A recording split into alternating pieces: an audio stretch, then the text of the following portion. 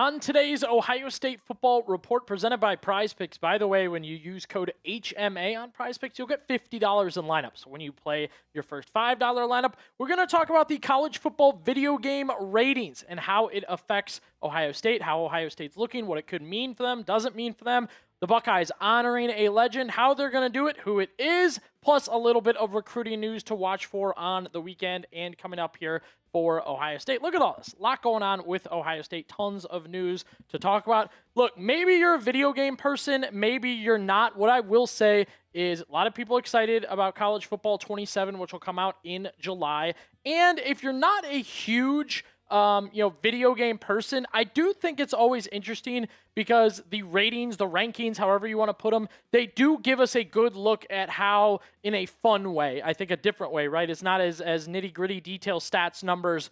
How fun can Ohio State's players be in general? The big one, the highlight for the Buckeyes in the 2027 game here coming up for the season. And I know it's a little confusing because they call it College Football 27, but it's the 2026 season into 2027. It's a little weird, but Ohio State's offense, the best in the game. That's right. Your Ohio State Buckeyes, a 92 overall on offense. They lead into this season with a lot of fun players, a lot of experience, and the college football world seemingly agreeing with that with a 92 rating. Then all your usual suspects right behind. I almost feel like I'm looking at a recruiting list, a recruiting trail list in general as well. Oregon, Indiana, Texas, Miami. Again, these are video game numbers. Their offense is a 92 overall ranking, the highest ranking in the game overall. No doubt, whether you're a Buckeye fan or not, it will be a fun team to play with in the game in general. I want to ask you guys, what would you give Ohio State's offense rating-wise? Video game-wise, again, you're thinking about speed and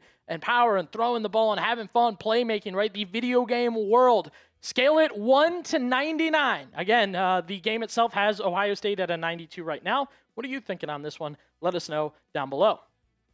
Look, once again, if you're a video game person or not, I get it. I can agree, can disagree, can have different thoughts about it in general. I do think there's some meaning here. It's recognition of what your offense is. It's the fact that you're high flying, big names, speed, experience, like all those things I've talked about going forward.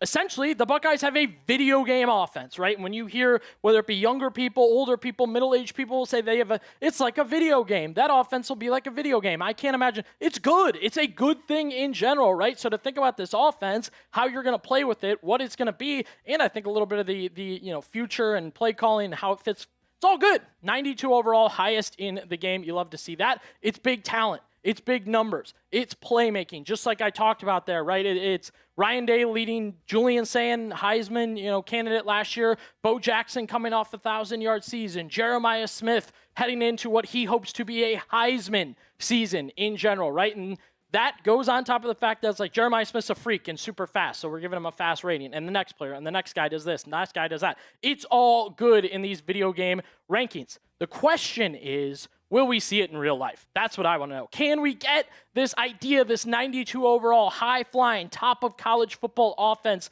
in real life for Ohio State? Can we get something like that? Why is that? Why do I ask that? Because last season was very conservative. It just was. We know the, Julian Sand situation there, young quarterback. We know Brian Hartline, a new play caller. We know all the things that kind of went into Ohio State in general on offense last year.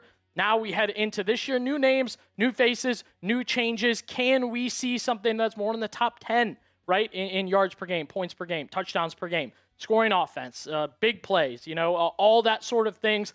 I'm hoping Ohio State can get better at all of those things, not just because of the changes they've made, but the experience they have and the utilization of players, right? Let's have Jeremiah Smith have a big game against Texas, something he hasn't seen necessarily in the past 2 years. Let's make sure he goes off against Michigan. Let's give him a real shot at the Heisman in general. Then Bo Jackson should have another 1,000-yard season. He should be your starting running back from the get-go, right? There is no competition with James Peoples. All that should attribute to a big, big season for Ohio State, hopefully not just in the video game, but in real life on offense. Ohio State football coming soon, right? We're getting more excited to see games in person, and that's why we want to give a huge shout out to the sponsor of today's show. That is SeatGeek. MLB is in full swing, and like I said, football getting closer and closer. And by the way, you can also now get World Cup tickets on SeatGeek. Yeah, that's right. I love using the SeatGeek app. When me and my friends are planning to go to a concert or a game, we throw the SeatGeek link in there and we go take a look. It's the one we always recommend. Why? Because SeatGeek has your back. Each ticket is rated on a scale of 1 to 10, so you know you're getting a good deal. You just look for the green dots. Green means good. If you see red dots, red means bad.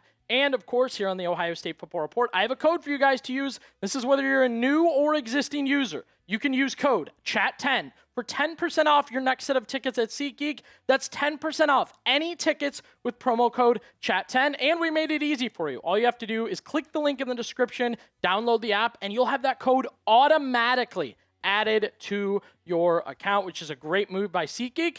We want to say thanks, SeatGeek. Let's get to the defense for Ohio State. Not quite as impressive. An 88 overall. Again, 92, 88, 90, 91. I get it. Like, it's splitting hairs in different scenarios. Look, one common theme for all the teams above the Buckeyes in this scenario is they all return massive names, big names. They're experienced defenses. Look, and you know, defense... Last year, defense carried you. Maybe offense carries you a little more this season. Maybe you'd like to have a mix of both in general. And we'll get to the overall rankings here in just a second. Again, get one good look there. You can go back and pause the video if needed. And I actually think it's a pretty fair rating. You know, again, looking at college football, how college football works in general with these sort of things, and you know, national attention and the Heisman and big names and big games. All that. Look, the Buckeyes were returning 3 starters on defense compared to some of those teams had 5, 6, 7, 8 returning starters for their defenses. You remember the national title year? Like, that was the big storyline with Ohio State. They brought back all those names on their defense. Now, and not that it's not going to be a talented group. They're not bringing back as many names, and I'm sorry, nationally, they're not as big. Kenyatta Jackson may have a gigantic year. Jalen McClain may have a gigantic year. I don't know that they have national recognition outside Columbus just yet. Again, just yet. The good news is, same thing happened last year, right? You had a couple more returning starters. Yes, you had the Caleb Downs, right? That kind of name was big. And, you know, even Arvell Reese kind of burst onto the scene. Sonny Styles maybe got a little more national attention as the season going on. Do what you did last year on defense. Just, you're going to get slept on. New guys come in, replace the old guys, be good, and let Matt Patricia go to work with some crazy wizardry as the defensive coordinator, and I think you'll be fine on defense. That brings us to overall ratings in the game. The Buckeyes at number 2 behind Oregon at a 90 overall. And look, the Ducks will always have regular season hype. It is big names, it is jersey color changes, it is you name it for the Oregon Ducks. Plus, you know, it's Dan Lanning, viral clicks and whatnot for the Ducks. It's always going to be that way. A couple other teams, you know, based on their situations and players, offense, defense ratings, heavy on this, heavy on that. It all kind of evens out. I'll say I'm happy with the Buckeyes being in the top 3. And again, never really felt like, especially with what's going on defense, that like this would be their best 90-plus overall team that should be at the top here. And one more point to make on the video game front for Ohio State. History made. Yes, sir, that is right. Jeremiah Smith was named the first ever 99 club at launch for the game. College Football 2027. Your boy is a 99 overall. As good as it gets, right, with Jeremiah Smith. It is speed, it is size, and look, wide receiver, kind of difficult to do this because a 99 in video games, right, those are game changers, those are game wreckers, and, you know, sometimes getting them the ball and their ability to get the ball can change that a little bit. Not according to College Football 27, so shout out to JJ. He will be a 99 overall when this game is released in July. Let's pivot a little bit. Like I said, the Buckeyes honoring a legend. Yesterday, Ohio State football surprised, now Lieutenant Governor of Ohio, by the way, Jim Tressel, revealing he'll be inducted into the stadium's Ring of Honor. A very big deal. The names in the Ring of Honor are a very big deal for Tressel to join them. It goes along with something great. It goes along with something really, really cool. That'll be at the home opener, September 5th versus Ball State. You can take note there. A little bit of resume stuff. 67 NFL draft picks, 14 first-round selections, 24 first-team All-Americans coached under Jim Tressel. And again, the 106-23 record at Ohio State, 6 Big Ten titles, and a 9-1 record against the team up north. Shout out Tress. Shout out the Sweater Vest. shout out at all that he did when he came back or stayed in Ohio and came to that position and, did what he has done for Ohio State. A tough ending, but I definitely feel like we continue to take steps forward to get away from that kind of stuff and to know the real Jim Tressel. And here was his statement on joining that club. Growing up in Ohio Stadium was about as special a place as there could be for a Buckeye fan. Then when you have the privilege of spending so many years on the field as a coach, you never really think about something like this. He continues, you just try to honor the tradition, respect the responsibility that comes with it, and do your very best each day. I grew up admiring Paul Brown and Woody Hayes, and they both meant so much to our family, those guys in the Ring of Honor as well. To be recognized alongside these men is truly humbling in general. So good words there from Jim Tressel. And that brings us to the PrizePicks question of the day. Who should be the next Buckeye to join the Ring of Honor? While you're answering the question, I want to show you guys a lineup I have for the upcoming season. All quarterbacks on this list. These lineups super easy to put together on PrizePicks, whether you want it to be a one game, a lineup for the weekend. We got multiple quarterback names that we believe will have big seasons, both here in the office and at Chat Sports. Cam Ward, Tyler Shuck, Dak Prescott, and Joe Burrow. We picked the names, then we picked their stats. More on passing touchdowns for most of the guys you can see there. And then Joe Burrow, I have a big feeling about his passing yards in general. That's a pass-heavy offense. So names, stats, more or less, easy to put together, right? Plus, by the way, we have a new user offer for you guys on the PrizePicks app. When you download the app today with the link in the comment section and description, all you have to do, use code HMA. That'll get you $50 in lineups after you play your first $5 lineup. One more time, it is code HMA to get $50 in lineups after you play your first $5 lineup. And that's because on PrizePicks, it's good to be right.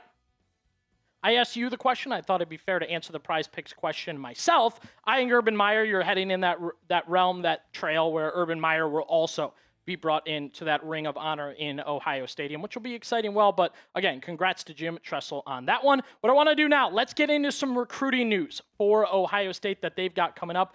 A name that we definitely want to keep an eye on and what is going to be brought to the table. 4-star wide receiver Blake Wong will commit this Saturday. That's right. And we have been talking about Blake Wong on the show a little bit here. A lot of excitement around Austin Miller for Cortez Hankton. That was his first wide receiver get, but that was 2029. We're still looking at the class of 2027. Wong, a 4-star. And I'll be honest, talented kid. Really like what you read about him, what you hear about him. We'll get to his stats in just a second. But like this, Hankton should lock this down. A 4-star, not one of the crazy higher ones in the class at receiver in his state overall. I mean, Cortez Hankton should be able to get this bad boy done. And again, Wong, very, very talented. The numbers absolutely are there. He's got a lot of the skills Ohio State usually likes at the wide receiver position. I have tried to ease off on Cortez Hankton a little bit, but Wong coming down to his final 4 here. BYU's the big one. I will be honest, Rivals has them slated at about 90% to land Wong. But, Rivals can be here or there with that kind of stuff. Ohio State, Oregon, and UCLA, of course, you're battling the West Coast in this scenario here. 4-star, a guy you hope can bring it for the Buckeyes and, recently visited, so hopefully that made an impact. Hopefully, meeting the other players in his class possibly would make an impact. And as I said, as of right now, Buckeyes kind of need another receiver in this class. And they're not linked to many other 5, 4, 3-stars. Really, Mancha and Sales, who they continue not to be overly favored to get. You have Jameer Brown. He remains your only wide receiver in the 27 class. So the Buckeyes certainly need a receiver. We'll be reacting to the Blake Wong commitment later this weekend.